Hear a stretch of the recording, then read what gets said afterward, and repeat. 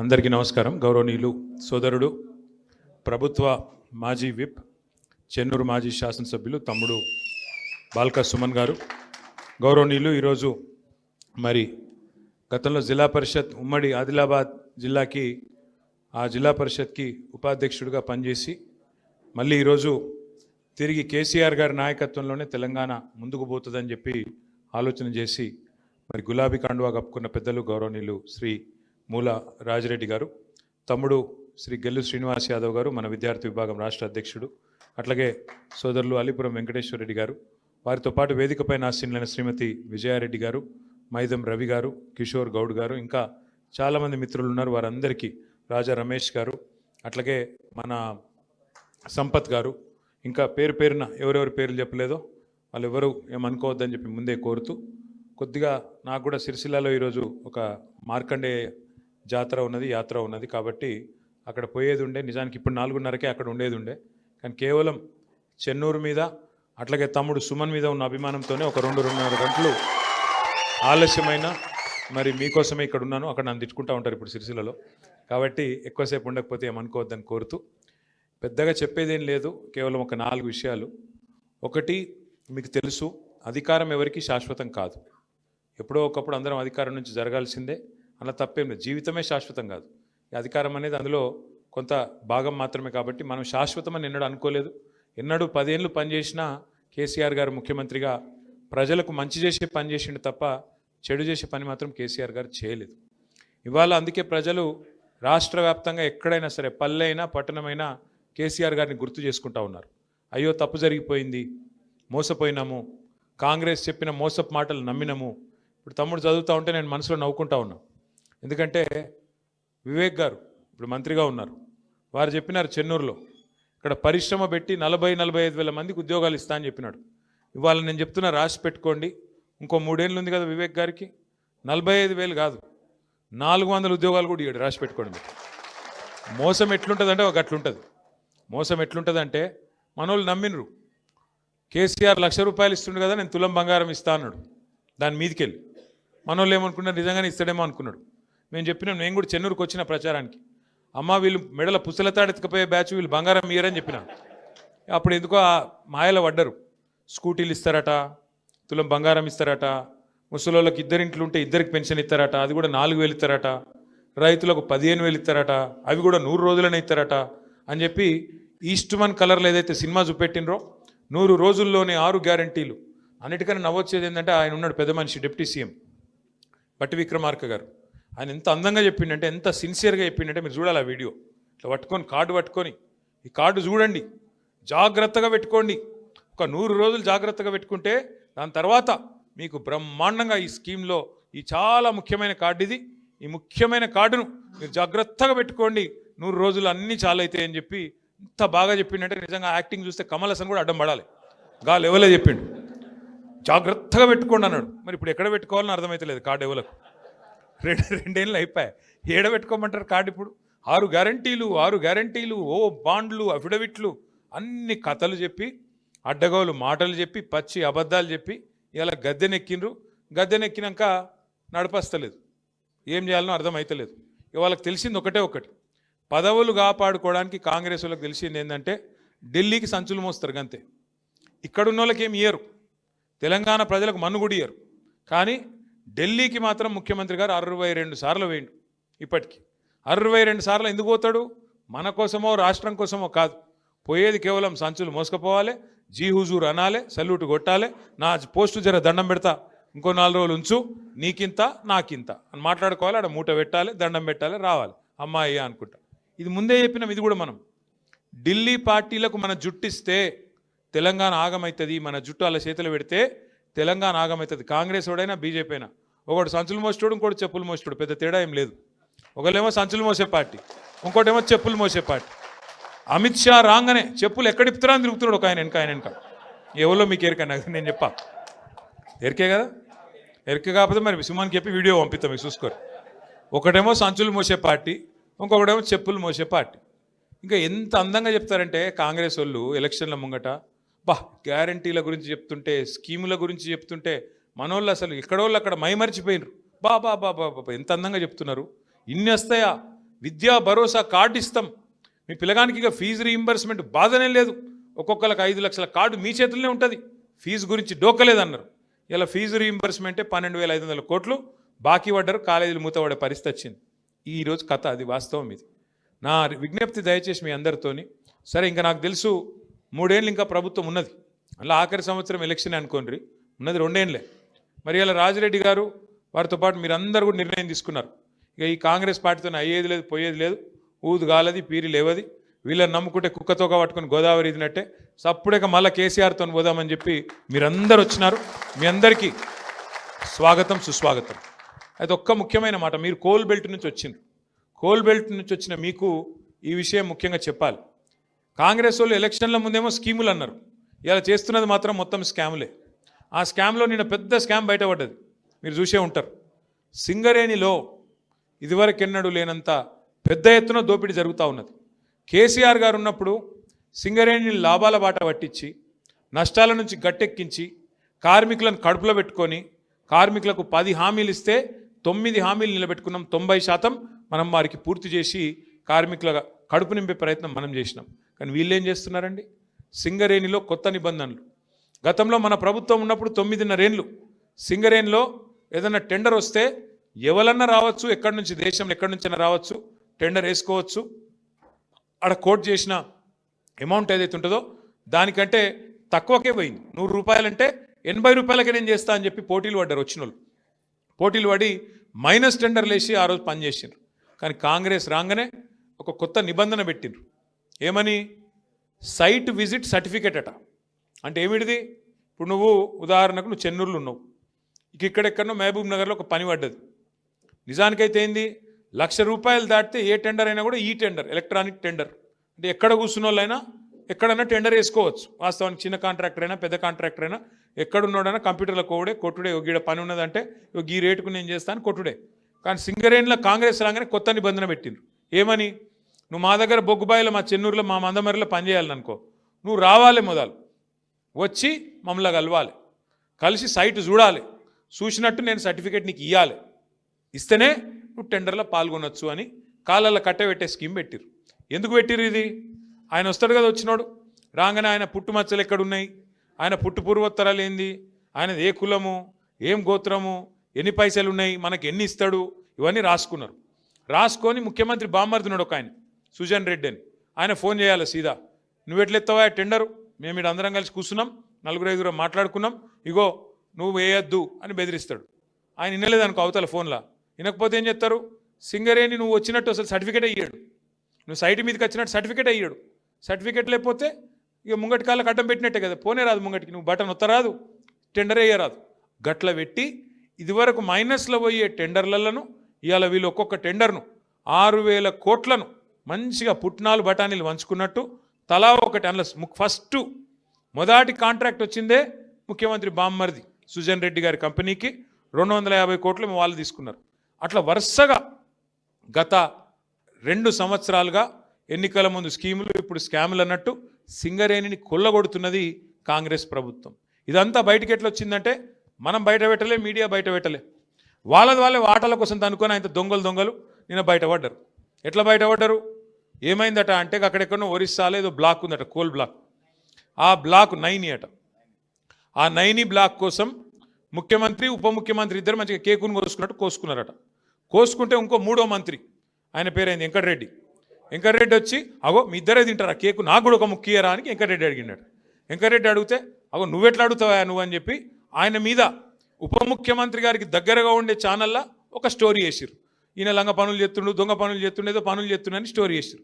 వేసేవరకు ఈయన తెల్లారి press meet పెట్టి కన్నీరు గార్చి ఓహో ఆహా ఓహో నేడిసి ఈయన కూడా రజనీకాంత్ లెవెల్లో యాక్టింగ్ చేసి నన్ను కావాలంటే ఇసమిచ్చి చంపుర్రి కానీ ఇట్లా చేయకుండ్రి, నేను చాలా మంచోన్ని అని ఈయన యాక్టింగ్ చేసిండు. చేసే వరకు ముఖ్యమంత్రి ఏం చూసిండు, ఒక్క దెబ్బకు 2 పిట్టలు దొరికేటట్టున్నాయి ఇలా అని చెప్పి ఇంకొక పేపర్ ఆయనకు చెప్పి వీళ్ళిద్దరి మీద రాపిచ్చిండు. రాపిచ్చే వరకు ఉప ముఖ్యమంత్రికి మండింది, అగో ఇట్లా చేస్తారు, నన్ను ఇంత మాట అంటావా, నన్ను నేను దోపిడీ చేస్తా అంటున్నావా, దోసుకుంటుందంతా నువ్వు నీ కుటుంబం నీ అన్నదమ్ములు మమ్మల్ని అంటావా అని చెప్పి ఆయన ఉప ముఖ్యమంత్రి తెల్లారి రద్దు చేసి పారేసి. రద్దు చేసినాక ఏమైంది, మన నాయకుడు హరీష్ రావు గారు ఆయన ప్రెస్ మీట్ పెట్టిండు, అరే ఇది ఒకటే ఎట్లా రద్దు చేస్తావురా భయ్, మరి ఇవన్నీ ఉన్నాయి, ఇవన్నీ కూడా రద్దు చేయని పెట్టిండు సింగరేణిలో. ఇప్పుడు ఇక కుడితిలో వాడు ఎలక లెక్క కొట్టుకుంటారు ఎక్కడోడు అక్కడ. ఒకటి స్విట్జర్లాండ్ వీకిండు, ఇంకోటి అటేటో వేయండు, ఇంకోటి ఇటేటో వేయండు, కానీ ఎవ్వడు తేలుగుట్టిన దొంగలేలు ఒక్కడు మాట్లాడతలేడు నిన్నటి నుంచి. ఏంద్రాబాయ్ అంటే ఇక డైవర్షన్ గేమ్ ఆడాలి.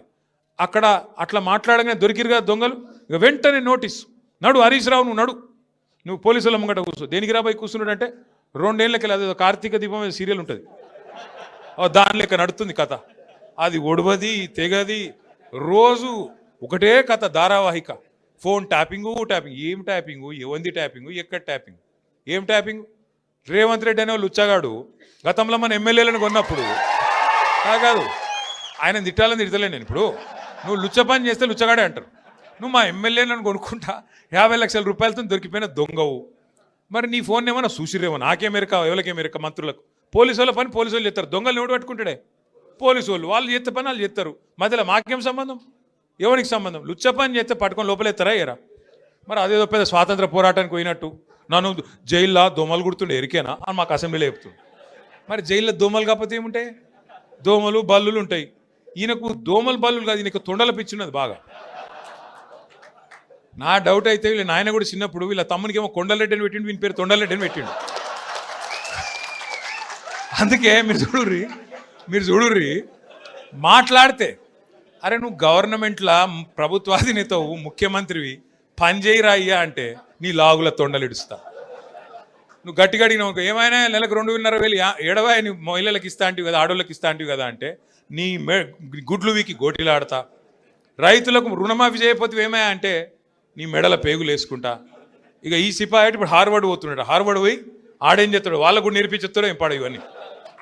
అమెరికా వాళ్ళని కూడా బ్రష్ పట్టించి వాళ్ళకు కూడా అడ్డమైన భాష నేర్పించి, లేకపోతే ఇంగ్లీష్లో మాట్లాడతాడేమో. In your trousers big lizards అంటాడేమో. అదే సినిమాలో చిరంజీవి చెప్తాడు, ఇన్ ఫ్రంట్ క్రోకడైల్స్ ఫెస్టివల్ అన్నట్టు. అంటే ఇప్పుడు భాష వచ్చుడు రాకపోవడం పెద్ద ముచ్చట కాదు, ఇంగ్లీష్ రావాలనేది కూడా కానూన్ ఏం లేదు. కానీ ఈయన బాధ ఏందో నాకు అర్థమవుతుంది. నువ్వు ముఖ్యమంత్రి లెక్క పని చేయన్నా, 4 మంచి పనులు చేయాలి, శభాష్ అనిపించుకోవాలి. చెన్నూరులో మేము అంబేద్కర్ భవనం కట్టినాం, ఓ మహిళా భవనం కట్టినాం, ఓ మార్కెట్ కట్టినాం. నువ్వు 4 గట్టు, మేము వద్దన్నామా? మేము ఒక స్కూల్ కట్టినాం, నువ్వు 4 గట్టు. మేము 100 కోట్లు తెచ్చినాం, నువ్వు 200 కోట్లు నేను ఆపిండా. గవి ఏం చేయరట, ఒకటే ఎత్తుకున్నారు ఇక వీళ్ళు. ఒక లంగ పంచాయతీ అన్నట్టు. ఏమన్నా అంటే ఇప్పుడు వివేక్ని పట్టుకుంటే మీ మంత్రిని, మొన్న ఆయన చూస్తే నవ్వు వచ్చింది నాకు. ఆయన తిరుగుతూ ఉన్నాడు, మహిళలు అడ్డం వచ్చిర్రు. ఏమాయి సారు 2 నెలలకెళ్ళి రోడ్ లేదు, మన్ను లేదు, ఏం చెప్తున్నావు అన్నారు. గవర్నమెంట్ అడుకోపో అంటుండు. నువ్వేరా గవర్నమెంట్ నాయనా, నువ్వే మంత్రివి, నువ్వే గవర్నమెంట్, మర్చిపోయి నువ్వు అంటే. ఇంకా కేసీఆర్ ముఖ్యమంత్రి ఉన్నాడు, ఇంకా సుమనే ఎమ్మెల్యే ఉన్నాడు, వాళ్ళని అడుకోపోరు అన్నట్టున్నది. ఏం చెప్పాలి మళ్ళీ వీళ్ళతో కొట్లాడాలి మన కర్మ. బాధ ఏంటంటే మీరు చూడరు, ముఖ్యమంత్రి గారు కూడా నిన్న మాట్లాడుతుండే ఎక్కడో మాట్లాడుకుంటా, ఇదివరకు మంత్రులు ఉన్న వాళ్ళు పొంకనాలు కొట్టిండ్రు, వేదిక మీద ఉన్నారు అంటుండు. అంటే ఒక విచిత్రమైన పరిస్థితి రాష్ట్రంలో ఉన్నది. అందుకే వాళ్ళకు అబద్ధాలు కూడా చక్కగా చెప్పస్తలేదు. ముఖ్యమంత్రి గారు ఆయనకు పరిపాలన చేతనైతే లేదు, పాపం నడుపస్తలేదు. ఆయన బాధ వర్ణనాతీతంగా ఉంది. ఆయన ఎవడు గుర్తుపడతలేడు ముఖ్యమంత్రిగా. ఇంకా పెద్ద బాధ ఏమిటిదంటే పేర్లు మర్చిపోతారు, మర్చిపోతే ఆయన కోపం వస్తుంది, జైల్లో పెడతాడు. పేర్లు మర్చిపోతే జైల్లో పెడతాడు. ఇట్లా నడుస్తున్నది. అందుకే ఇప్పుడు ఏంది కొత్తగా ఒకటే పల్లవిగా అందరు కాంగ్రెస్లో ఒకటే పల్లవి ఎత్తుకున్నారు. ఏమిటిది, కేసీఆర్ అప్లపాలు చేసిపోయిండు, అందుకే మేము ఇవ్వలేకపోతున్నాం. కేసీఆర్ అప్లపాలు చేసి అదన్నా చక్కగా చెప్పాను నా అబద్ధం. ఒకడు 6 లక్షల కోట్లు అంటాడు, ఇంకొకటి 7 లక్షల కోట్లు అంటాడు, ఇంకొకరు 8 లక్షల కోట్లు అంటారు. అరే అబద్ధం చెప్తేనే అతికినట్టు ఉండాలి. కేంద్రంలో మొన్న పార్లమెంట్లో కేంద్ర ప్రభుత్వాన్ని ఒక ఎంపీ గారు అడిగిండు, అసలు కేసీఆర్ ప్రభుత్వం చేసిన అప్పెంత మీరు చెప్పండి అంటే కేంద్రం ఏం చేసింది, రిజర్వ్ బ్యాంక్ని అడిగింది, కాగ్ని అడిగింది, అడిగి పార్లమెంట్లో సమాధానం చెప్పింది. ఏమని చెప్పింది సమాధానం? కేసీఆర్ పదవీ బాధ్యతలు తీసుకున్న నాడు 2014 జూన్ 2 నాడు ఈ రాష్ట్రం ఆనాడు పుట్టిన నాడు అప్పు ఎంతుండే అంటే 72,000 కోట్ల అప్పు ఉండే. ఇది కేంద్ర ప్రభుత్వం చెప్పిన లెక్క, నాది కాదు. కేసీఆర్ దిగిపోయిన నాడు 2023 డిసెంబర్ 3 నాడు కేసీఆర్ గారు దిగిపోయిన నాడు రాష్ట్రం నెత్తి మీద ఉన్న అప్పు 3,50,000 కోట్లు. 3,50,000 కోట్లల్లా ఆ 72,000 కోట్లు విరాసత్కు వచ్చింది మనకు. దాన్ని తీసేస్తే ఎంత? 2,80,000 కోట్లు. కేసీఆర్ 10 ఏళ్లలో చేసిన అప్పు 2,80,000 కోట్లు చేసిండు. మరి ఏం చేసిండు కేసీఆర్ అప్పు చేసి? ఏం చేసిండు అంటే రైతులకు కాంగ్రెస్ వాళ్ళు 60 ఏళ్ళు కరెంట్ ఇయ్యక సావగొడితే 6 నెలల్లోనే 24 గంటల కరెంట్ ఇచ్చిండు కేసీఆర్. ఫ్రీ కరెంట్ ఇచ్చిండు. ఆ ఒక్క ఫ్రీ కరెంట్కే 10 ఏళ్లలో మనం ఖర్చు పెట్టిన మొత్తం 50,000 కోట్లు. సంవత్సరానికి 5-6 వేల కోట్ల చొప్పున మొత్తం 10 ఏళ్లలో 50,000 కోట్లు ఖర్చు పెట్టిండు కేసీఆర్ గారు. రెండవది, ఇవాళ వర్షాకాలం అంటారు సార్, నాట్లేసే కాలం, సంక్రాంతి దాటిపోయింది. కేసీఆర్ ఉన్నప్పుడు డిసెంబర్ 28 దాటలే ఎన్నాడు. మీ ఫోన్లు ఎవరిని అడిగే అవసరం లేదు, దరఖాస్తు పెట్టుడు లేదు, దండం పెట్టుడు లేదు. ఫోన్లు టింగ్ టింగ్ టింగ్ అని నాట్లు పడుతుండే, ఇక్కడ ఫోన్లో టింగ్ టింగ్ అని పడుతుండే. ఏం పడుతుండే? ఒక్కసారి కాదు, 2 సార్లు కాదు, 11 సార్లు 70 లక్షల మంది రైతుల ఖాతాల్లో 73,000 కోట్లు వేసినోడు కేసీఆర్. 73,000 కోట్లు వేసిండు కేసీఆర్. ఎస్, అప్పు చేసిండు, భారతదేశంలో ఎవ్వరు పెట్టని పథకం పెట్టిండు, 73,000 కోట్లు మీ ఖాతాలు వేసిండు. ఇదివరకు ఎవరన్నా ముఖ్యమంత్రి, ప్రధానమంత్రి పైసలు ఇచ్చిరా రైతులకు? గుంజుకునోళ్ళే తప్ప ఇచ్చిన వాళ్ళు ఉన్నారా? రైతులకు ఉచిత కరెంట్ ఇచ్చిండు, బ్రహ్మాండంగా పెట్టుబడి సాయం చేసిండు. ఒక రైతు చచ్చిపోతే 5 లక్షల రూపాయలు సంవత్సరానికి 1,500 కోట్ల ప్రీమియం కట్టిండు కేసీఆర్. ఇంటింటికి నల్లా పెట్టి 40,000 కోట్లు ఖర్చు పెట్టి మిషన్ భగీరథతో ఇంటింటికి నీళ్ళు ఇచ్చిండు కేసీఆర్ గారు. అప్పు చేసిండు. కొత్త జిల్లాలు చేసి కలెక్టరేట్లు కట్టిండు. అప్పు చేసిండు. కొత్త జిల్లాల్లో మెడికల్ కాలేజ్ పెట్టిండు. అప్పు చేసిండు. నర్సింగ్ కాలేజ్ పెట్టిండు. అప్పు చేసిండు. 1022 గురుకుల పాఠశాలలు పెట్టిండు. అప్పు చేసిండు. మీ జైపూర్లో విద్యుత్ కేంద్రం కట్టిండు. అప్పు చేసిండు కేసీఆర్. కానీ తెలంగాణకు సంపద సృష్టించిండు, మీ భూముల విలువ పెంచిండు. చెన్నూరులో మీరు గుండె మీద చేసుకొని చెప్పండి, కేసీఆర్ రాకముందు భూముల విలువ ఎంతుండే? కేసీఆర్ వచ్చినాక భూముల విలువ 2023 నాటికి డబల్ అయిందా, ట్రిపుల్ అయిందా, ఎన్ని రెట్లు అయింది? ఒకసారి గుర్తు చేసుకోండి. రాష్ట్రం సంపద పెంచిండు కేసీఆర్. ఎంతసేపు అప్పు చేసిండు. అప్పు 2,80,000 కోట్ల అప్పు చేసిండు. కానీ కేసీఆర్ ఇవన్నీ చేసిండు. మరి నువ్వేం చేసినావు? 2 ఏళ్ళ నువ్వు కూడా 2.5 కోట్ల అప్పు చేసినావు. 2.5 కోట్ల లక్షల అప్పు చేసినావు. 2,50,000 కోట్ల అప్పు చేసినావు. ఏం చేసినావు చూపెడతావా? రైతు బంధు ఇచ్చినవా? పెన్షన్ పెంచినవా? తులం బంగారం ఇచ్చినవా? మహిళలకు 2,500 ఇచ్చినవా? స్కూటీలు ఇచ్చినవా? 6 గ్యారంటీలు ఏమైనా అమలు చేసినవా? ఏమనంటే ఫ్రీ బస్ అంటాడు. అది ఫ్రీ బస్ ఎట్లయితుందో నాకు ఇంకా అర్థం కాదు. ఆడోళ్ళకి ఫ్రీ అట, మగోళ్ళకి డబుల్ అట. అదేం ఫ్రీయే? ఆడోళ్ళకి ఫ్రీ అట, మగోళ్ళకి డబుల్ టికెట్ అట. ఇదేం ఫ్రీ? మళ్ళీ పిల్లగాళ్ళకు బస్ పాస్ 25% పెంచిండు. ఫ్రీ ఎట్లయితుంది? ఆలోచన చేయుర్రి మీరు కూడా. దయచేసి నేను మిమ్మల్ని కోరేది, మీరు ఒక మాట, నేను నిజం చెప్పాలి, ఒక్క మాట సత్యం చెప్పాలి. మీరు అందరు చెప్తారా? ఎలక్షన్ల ముందు అందరూ రాష్ట్రంలో ఏమనుకుర్రంటే, పోతే మా ఎమ్మెల్యే పోతాడేమో కానీ కేసీఆర్ ముఖ్యమంత్రి ఉంటాడు కదా అనుకుర్రా? చెన్నూరు వాళ్ళు కూడా అట్లే అనుకున్నారు కానీ అనుకోకపోతే ఎందుకు ఓడిపోతాం మరి? అనుకున్నారు గట్లే అనుకున్నారు కానీ కేసీఆర్ ఉంటాడు కదా అనుకున్నారు. అట్లనే చాలా మంది అనుకున్నారు. పక్కన బెల్లంపల్లి అట్లే అనుకున్నారు, యువతల మంచిర్యాల వాళ్ళు అట్లే అనుకున్నారు, ఆ పక్కన కాగజ్ రోడ్ కూడా అట్లే అనుకున్నాడు. ఆయనతో వీకింది. అందుకే ఈసారి నా ప్రార్థన మీ అందరితోని ఒకటి యాద పెట్టుకోండి. మీరు చిన్న లాజిక్ మిస్ అయినరు. ఆడ మీ ఎమ్మెల్యే లేకపోతే పైన కేసీఆర్ ఎట్లుంటాడు? ఎమ్మెల్యేలతోనే కదా ముఖ్యమంత్రి అయ్యేది. కాంగ్రెస్ వాళ్ళు గదే చూసి సుమన్ మీద ఏదో చెప్తుండని, ఇంకోళ్ళ మీద ఇంకేదో చెప్తురని లేనిపోని ఆరోపణలు, అడ్డగోలు కథలు చెప్పి మొత్తానికి అబద్ధాలు, మోసాలు, ఇష్టం వచ్చిన హామీలు ఇచ్చి ఇవాళ మనను పక్కన పెట్టి కొంతమంది అందలం ఎక్కిరు. పర్వాలేదు, తప్పేం లేదు. ప్రజాస్వామ్యంలో ఎవరికి అధికారం శాశ్వతం కాదు. ఇలా వాళ్ళకి అవకాశం వచ్చింది చేయమని. కానీ ఖచ్చితంగా ఒకటి మాత్రం గుర్తుపెట్టుకోండి, మళ్ళీ తిరిగి కేసీఆర్ రావాలి, ముఖ్యమంత్రి కావాలి అనుకుంటే, అనే ఆలోచన మీకుంటే ఈసారి మళ్ళీ మీరు కోడిగుడ్డు మీద కలివి ఇకగురి. ఎందుకు? కేసీఆర్ గారు కారు గుర్తు మీద ఎవరిని పంపినా, రేపు కేతన్పల్లిలో ఎవరిని పంపినా, చెన్నూరులో మున్సిపాలిటీలు ఎవరిని పంపినా, రేపు చెన్నూరు అసెంబ్లీకి ఎవరిని పంపినా మీరు ఒకటే యాద పెట్టుకోరు, ఈ ఓటు కేసీఆర్కి వేస్తున్నా అనుకోవాలి తప్ప అక్కడ నిలబడ్డ ఆయన గురించి ఆలోచన చేయకూరు. ఎందుకంటే మీరు మళ్ళీ ఒక్కసారి ఈ నిలబడ్డ ఆయన చక్కగున్నాడా, పొడుగున్నాడా, పొట్టిగున్నాడా, ఈయన నల్లగున్నాడా, తెల్లగున్నాడా, ఈయన గిట్లనా గట్లనా అని మీరు ఎక్కువ దాకా లెక్కలు పెట్టకూరి. పెడితే మళ్ళీ ఇదే నష్టం అవుతుంది. ఎందుకంటే ఏమైనా సరే కేసీఆర్ గారు ఆలోచించి నిర్ణయం తీసుకుంటాడు. అక్కడ నిలబడ్డ వ్యక్తి కారు గుర్తు మీద వచ్చిందంటే కేసీఆర్ పంపించిండు, ఈ ఓటు కేసీఆర్కి వేస్తున్నా అనుకోవాలి, కళ్ళు మూసుకోవాలి, ఒత్తాలి. అంతేగాని ఇక మనం ఆగం కావద్దు. మళ్ళీ ఆగమైతే మళ్ళీ ఇదే మోసం అవుతుంది. మళ్ళీ ఎవరో వస్తారు, ఏదో చెప్తారు, నేను ఇది ఇస్తా అంటారు, అది ఇస్తా అంటారు, కడుపులో తల పెడతారు, కాళ్ళు పట్టుకుంటారు, అమ్మ అంటారు, అక్క అంటారు, అయ్య అంటారు, అల్లుడు అంటారు, బామ్మరిది అంటారు, కొత్త వరుసలు కలుపుతారు, ఆగమాగం చెప్తారు, మళ్ళా గందరగోళం అవుతుంది. తప్పకుండా 2-2.5 ఏళ్లలో రాబోయే రోజుల్లో ఇది నాకు తెలిసినంత వరకు దీని తర్వాత ఎలక్షన్లు ఉండయి. మున్సిపాలిటీ తర్వాత జిల్లా పరిషత్ ఉంటుందని నేను అనుకోను. ఎందుకంటే ముఖ్యమంత్రి రేవంత్ రెడ్డి పగ పట్టిండు. ఆయన మంచిర్యాల జిల్లా ఖచ్చితంగా ఎత్తేస్తాడు, మీరు యాద పెట్టుకోండి. మంచిర్యాల జిల్లా ఎత్తేస్తాడు, ఆసిఫాబాద్ ఎత్తేస్తాడు, నిర్మల్ జిల్లా కూడా ఎత్తేస్తాడు. ఆయన ఆల్రెడీ చెప్తున్నాడు, కొత్త జిల్లాలు తప్పు చేసిండ్రు, నేను తీసి పారేస్తా అని చెప్తున్నాడు. కాబట్టి మరి మీరు కూడా ఆలోచన చేసుకోవాలి. ఇదివరకు మీరు అందరూ ఆదిలాబాద్ పోయే పని ఉంటుండే. చెన్నూరు వాళ్ళు ఎంత దూరం మీకు ఆదిలాబాదు?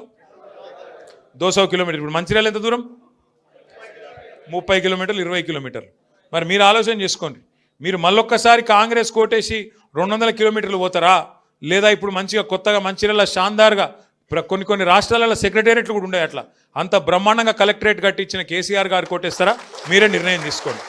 క్యాతన్పల్లి, చెన్నూరు, మంచిర్యాల, లక్షెట్టిపేట, బెల్లంపల్లిలో ఆలోచన చేసుకోవాలి. మున్సిపాలిటీలు మా మంచిర్యాల జిల్లా ఉండనా పోవన్నా ఆలోచన చేసుకోండి. రేవంత్ రెడ్డి పగబట్టిండు, కేసీఆర్ ఆనవాళ్ళు లేకుండా చేస్తా, నేను కంపల్సరీ ఈ జిల్లాలను మార్చేస్తా అంటున్నాడు. మరి మీరు ఆలోచన చేసుకోండి. మీ దగ్గరికి కేసీఆర్ కలెక్టర్లను తీసుకొచ్చి కూర్చోబెట్టిండు, మీ దగ్గరికి ఎస్పీలను తీసుకొచ్చి కూర్చోబెట్టిండు, జిల్లా అధికారులను తీసుకొచ్చి కూర్చోబెట్టిండు. మరి వాళ్ళని ఉంచుకుంటారా, ఊడగొట్టుకుంటారా? మీ ఇష్టం. ఎందుకంటే మీకోసం కేసీఆర్ గారు ఇవన్నీ చేస్తే, కాదు మాకు మళ్ళీ గాలే కావాలి, మేము 200 కిలోమీటర్ పోతాం, ఆడవై తిరుగుతాం అనుకుంటే అది ప్రజల చేతుల్లో, ప్రజాస్వామ్యంలో మీరే బాసులు, మేమందరం మీ సేవకులం. కాబట్టి మీరే నిర్ణయం తీసుకోవాలని ప్రజలకు కూడా మనం అపీల్ చేయాలి. అట్లాగే ఈ మున్సిపల్ ఎన్నికల్లో కూడా ఖచ్చితంగా మనం ఒక మాట చెప్పాలి. మనం ఉన్నప్పుడు ఏం పని చేసినాం, ఇవాళ ఈ 2 ఏళ్ళలో ఏం పని అయింది? దోమల మందు కొట్టేటోడు లేడు, వాస్తవంగా చెప్పానంటే.